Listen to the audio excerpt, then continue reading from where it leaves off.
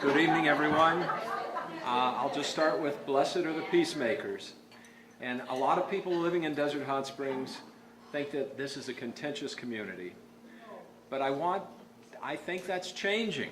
And I think that we need to give credit to the leadership of the city, not just the present leadership, but also the past leadership, because I believe that everybody that's served on the council in this city has done it with good intentions and has done it to bring social justice, economic justice to the community. And that's the true bedrock of peace. It's when everybody is financially secure and everybody has a good job, everybody has enough food, and everybody has a roof over their heads. And I want to acknowledge that our past mayor, Mayor Parks, is here, and I think she did a wonderful job trying to do that.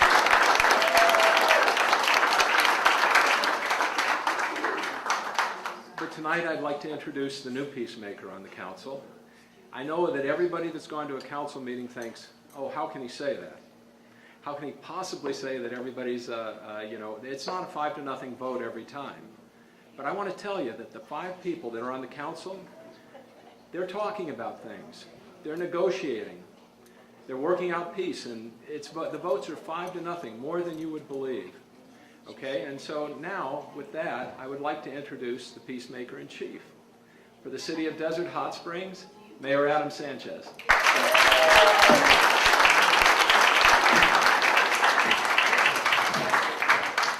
Well, thank you, Lou.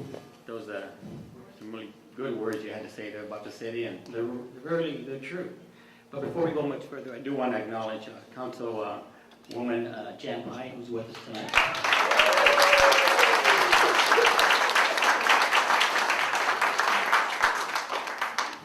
And with that, I'd really like to, really thank the Veterans for Peace for the honor and the privilege to be here at this forum to speak to you about not only just world peace, but also about community peace. What are we doing as a city and a community to move that forward? Because it's very important, even though we can't personally affect the federal government, we can affect it at the local level, which is very important. And, let me ask you first a question. How many of you here, let's just say in 1968, you were in high school? Raise your hand. Can you think back? It's not going to tell you what your age is anyways. All right, some of you were very honest and said, I should have went on and said elementary school, huh? But, and the reason I say that is because when you talk about world peace, you have to go back to what you've witnessed and seen as a young person. And myself, I would say in 1968, honestly, I was 10 years of age. And at 10 years of age, many of you can remember where you were, and especially when I would say Robert Kennedy basically was assassinated in San Francisco. And I remember in all the schoolrooms, Los Angeles, and I remember in all the classrooms at our schools, everybody was talking about what had just happened, and why did it happen, and what got us to this point, because I would say 5 months earlier, Martin Luther King was assassinated. So here you have 2 assassinations closely within one another, and it happened to 2 individuals who are probably today our greatest peacemakers in the history of the United States of America. And I think you all would agree on that. And that was...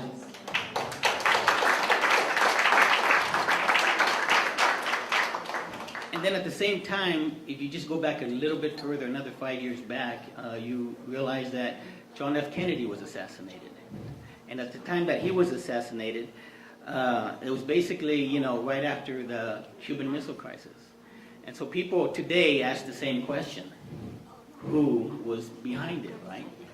And you can go online today and you can hear all the scenarios on it. But back when I was in 5th grade, we asked our teacher that question because we were only 10 years of age. And her answer to us was that if you were following the news with the missile crisis, that John F. Kennedy basically was promoting what was best in all humankind, and that is to get to a peaceful resolution in a time of severe crisis. And as you all recall, at that same time, the military complex was saying, no, there's a better solution. Just go to war. just eradicate, just destroy. And I think if you think back today, it pretty much symbolizes who was behind the killing of John F. Kennedy. There was a political system out there that basically was against them. And so, growing up, I've had that in my mind all the time. And I really have a sincere, I would say very sincere, soft and gentle part of my heart goes out to Veterans for Peace, because what you're doing at the local level is promoting peace worldwide, especially to our federal government. And that is, you got to be honored for that.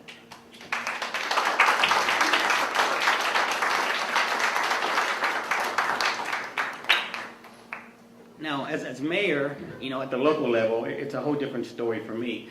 I was just watching Meet the Press this morning, and I was reading all about Syria, and I was reading about ISIS, and I was reading about all the different groups that are involved in these countries from Iraq, and in Syria, and Afghanistan, and just reading about that, you can tell the drums are beating.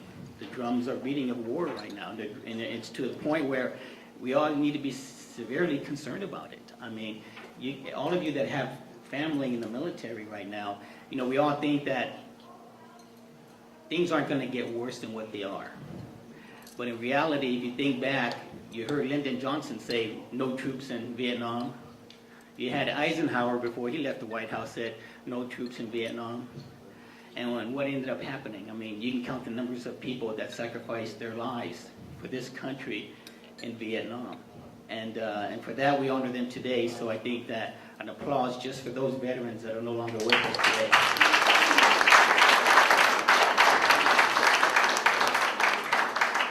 Now, to bring it down to the local level, Lou was right. We all want to do our best as public servants to bring the community together. But the challenge we have is trying to make sure that everybody has a place in city government. That has always been the challenge that every group in the community faces. Now, honestly, what I want to do right now is I'm going to have Donna stand up and tell us your last name also, Donna, because I don't want to say it because it's a difficult name to say, but give us your last name. Go ahead. While you're eating. Sorry. I'm Donna, and that's... Give us your last name. Koyuzina. There you go, Koyuzina. And the reason I'm having her stand up, you can sit down now. The reason I'm having her stand up is that, just up to about a month ago, she's a resident of Desert Hot Springs, but she started the Desert Hot Springs neighborhood group online. And when it first came online, I was just kind of saying, oh, this is interesting, an online group, right? And I said, I want to see how this works. And the next thing you're hearing on here is it's all about love. It's all about positive direction. It's all about the goodness and humankind in the city of Desert Hot Springs. And I was saying, wow, is that different or what? And the beauty about it is that you're not allowed in there unless you can speak gentle, kind, positive, loving words about your fellow neighbor and your fellow resident in the city of Desert Hot Springs. I haven't seen that before, and I applaud you for what you're doing, Donna.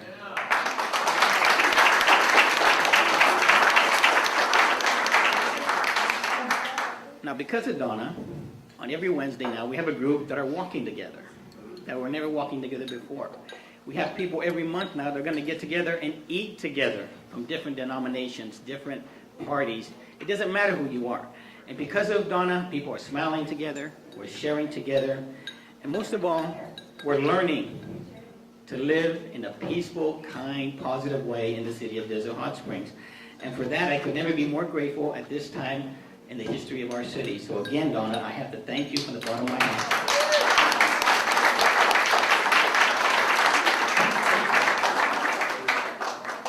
Now, at our last two council meetings, I decided that in order to bring in some inclusiveness, in order to develop the kind of community we want to live in, I put together basically a human rights committee, which is basically right now, they just finished the application process and it'll be online. And what this committee is going to be doing for this community is they're going to look at increasing equality, they're going to help to eradicate discrimination, improve voter registration, they're going to work on combating hate crimes, but more importantly, they're going to be a venue for people to come out and speak about those injustices that are taking place in our community. So I look forward for people to register. It's going to be online.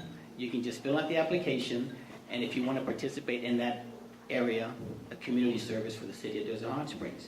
Now, additionally, we just started a housing committee that Lou Stewart's going to be basically chairing on my behalf. And that committee is going to be counseling on foreclosures programs, assist residents facing eviction, educate residents on housing law. I can go on and on and on and on. But what's important about it is that at this time, at this stage in the city's history, we have Lou Stewart. Even though he's not a resident of the city, I can't think of anybody who speaks in better for the community and for the future of our city. So thank you, Lou.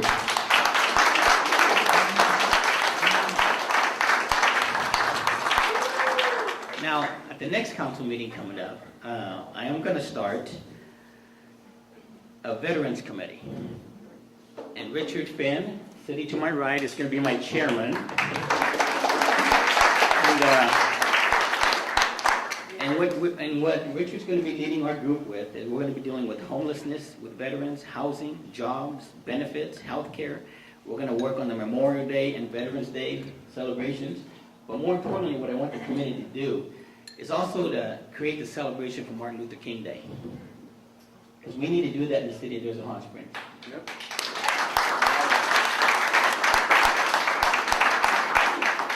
And so all these committees, they can be comprised of 7, 9, 11, 13. It has to be an odd number. But I'm going to leave it up to each chair to decide how many individuals we'll have on that committee. Now, on the Veterans Committee, you don't have to be a veteran to be on it.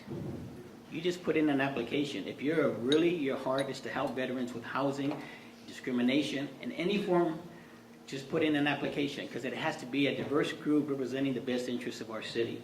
So with that, I really would appreciate Richard, and I look forward to working with you on behalf of all the veterans in the city of Desert Hot Springs and Valley One. So thanks again. All right.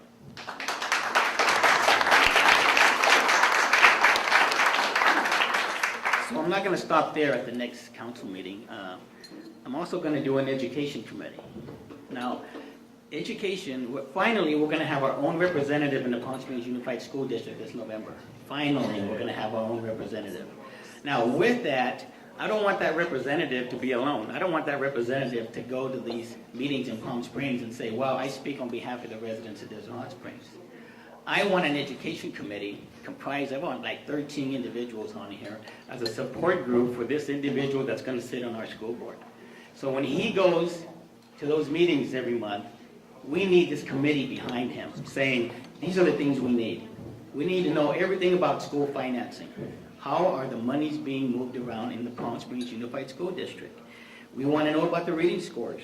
We want to improve school and parent participation. We want to know the true dropout rate. We want to deal with truancy. We want to deal with facility use agreements. We want to have ownership and participation of these residents in our city. So on that one there, I am going to be looking for a chair. So if anybody is interested, put in an application, talk to me. And one of the best things that we're going to do with this committee is challenge the Palm Springs Unified School District to make sure that every kid leaving the 3rd grade is going to be able to read at 3rd grade level.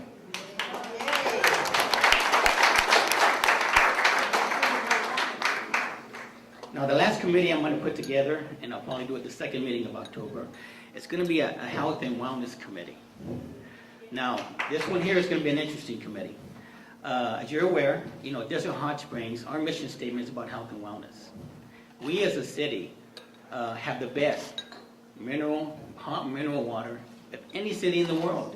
We are number 1, and we need to be proud of it, and we need to really say to everybody, nobody in this valley, in this state, in this United States has better hot mineral water than Desert Hot Springs. And we got to be proud about it and speak to it and tell everybody that. Secondly, we got to promote the best drinking water around anywhere. Now, I went to the Palm Springs Board of Realtors, and I was giving them this speech, and then I told them, third of all, we got the best views of any city in the whole Coachella Valley. Nobody came after our views.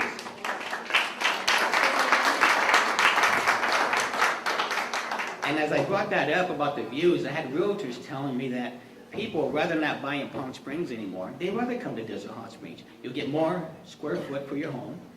They love the views because they're all, getting homes that are just got the best views around. They love the fact that the hot waters and the cold drinking water exists in this city.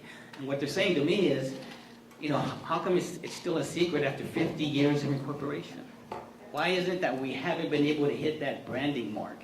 Why is it that after 50 years, people still are judging us, by our police department? They're judging us by financially, we've had our, fair share of hurdles we've had to hurdle over the years. But they're judging us, in ways that, are not in the best interest of our community, but in reality, we are better than that as a city and as a community. And so this committee is basically going to bring out what's the very best in the whole city of Desert Hot Springs. I want to get individuals on here that just moved here the last 2 or 3 years, whether you run a hotel out of town, whether you're an interior designer, whether you're just in marketing and promotion.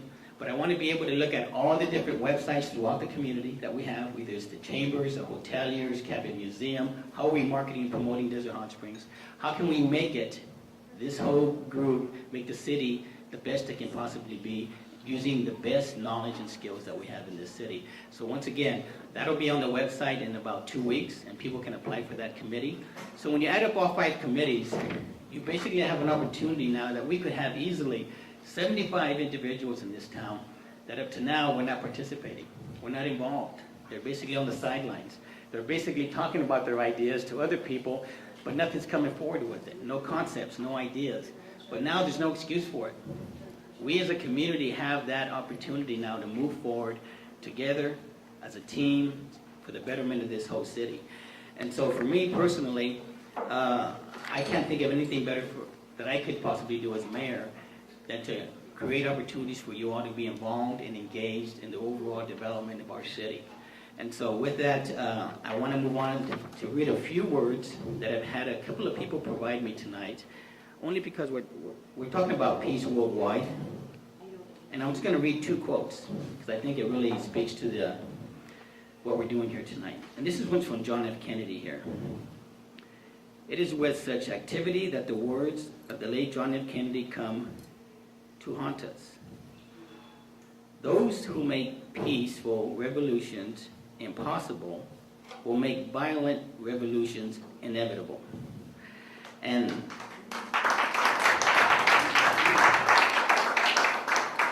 when you think about the military complex in this country, you can tell what was really behind him being assassinated here in our country. Now, I want to need another quote from Martin Luther King. A true revolution of values will lay hand on the world order and say a war. This way of settling differences is not just.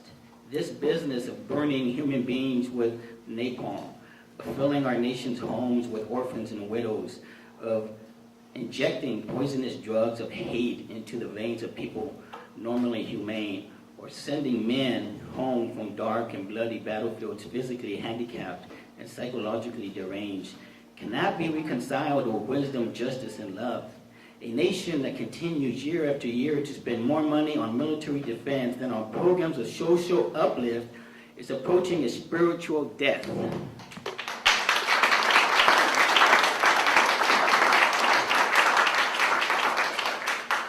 Now, you can bring that down to Desert Hot Springs also. That's why I got these 5 committees together.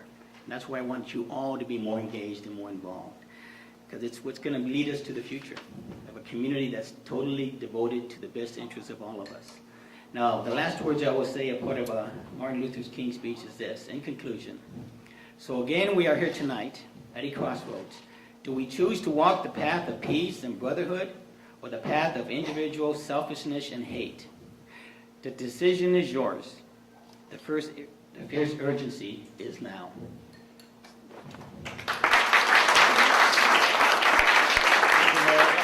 So I'd like to thank Mr. Swan for inviting me Wonderful job. and letting me Wonderful job. participate here tonight. Thank you, sir. Give a round of applause. Wonderful speech. Wonderful speech. Thank you. Thank you very much.